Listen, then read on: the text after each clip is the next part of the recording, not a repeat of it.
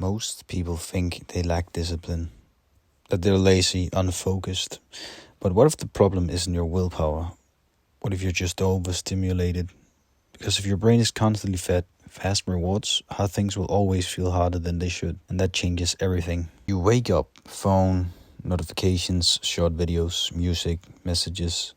Your brain gets hit with stimulation before it even has to work.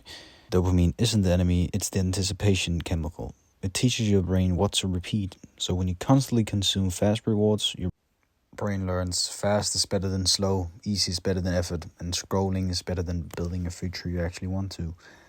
And then you sit down to work, and it feels unbearable. Not because you're weak, but because your baseline has shifted. But discipline isn't a personality trait, it's an environment response. If your environment rewards distraction, you'll become distracted. If your environment rewards focus, you'll become focused. So instead of trying to be more disciplined, you redesign the system. Here's how.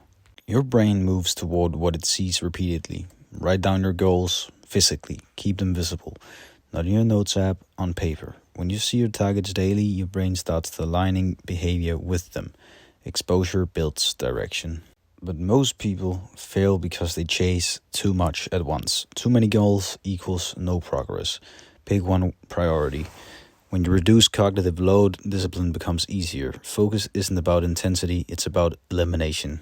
Remove mental debt. If something takes less than 5 minutes to do it, immediately. Clear small tasks fast. Protect your energy for deep work. Schedule boredom. You don't need more productivity hacks. You need silence. Sit. Think. No phone, no music. Clarity only appears when noise disappears. Make your progress visible. Nothing feels rewarding without visible progression. Track what you do, log workouts, track reading, measure output. Progress you can see becomes progress you want to repeat.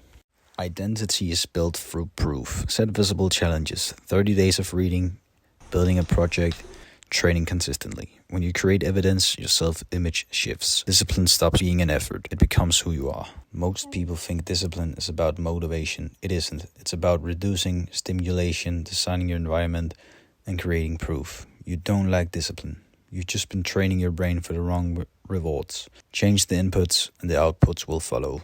All of this sounds great in theory, but how do you actually implement it? When I first started understanding discipline, the biggest change I made was slowing down and actually thinking about what I wanted to achieve. Take going to the gym as an example. For a long time, I was inconsistent. I would go for a few weeks, then stop and start again later. And the reason was simple. I was trying to do everything perfectly from the start, tracking calories, optimizing every workout, following the perfect routine. But at the same time, I was constantly distracted, scrolling my phone, doing random things that didn't really move me forward. So instead I changed one thing. I made the goal much smaller. Instead of trying to do everything right, I just made a rule for myself. Show up. That's it.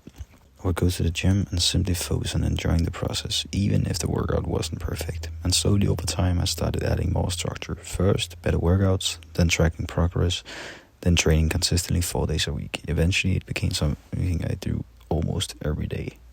It wasn't easy, but by starting small, I gave myself the best possible odds. And that's exactly what you should do too. Pick one thing you've been putting off, choose a specific day this week to start. Then afterwards, write down on paper what went well and what didn't. That's how you start turning principles into real habits.